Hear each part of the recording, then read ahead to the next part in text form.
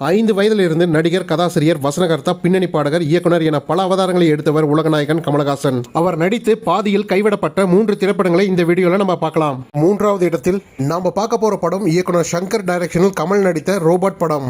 கமலுக்கும் சங்கருக்கும் நடந்த கருத்து மோதல்கள் காரணமாக படம் பாதியிலே கைவிடப்பட்டது.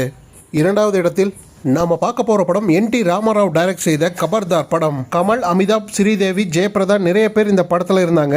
கமலுக்கு இந்த படத்துல சாகர மாதிரியான சீன் வச்சிருந்தனாலையும், அமிதாப் தன்னோட கேரக்டர் வேல்யூ குறைஞ்சதுனாலையும் நடிக்க மாட்டேன்னு சொல்லிட்டாங்க. இதனால படம் பாதியிலே டிராப் ஆச்சு. முதல் இடத்தில் ராஜ்கமல் பிலிம்ஸ் தயாரிக்க கமலஹாசனின் கனவு படமான மருதநாயகம். நாசர், சத்யராஜ், பசுபதி, விஷ்ணுவர்தன் என நடிப்பறக்கர்கள் இந்த படத்துல இருந்தாங்க. சுஜாதா இந்த படத்தில் கோ-ரைட்டராக இருந்தாங்க. 1997 சென்னை MGR ஃபிலிம் சிட்டியில் மிக பிரம்மாண்டமாக துவக்க விழா நடந்துச்சு. சீஃப் கெஸ்டாக குயின் எலிசபெத் வந்திருந்தாங்க. கோ ப்ரொடியூசரான அமெரிக்கன் கம்பெனி விலகியதுனால இந்த படமும் டிராப் ஆச்சு.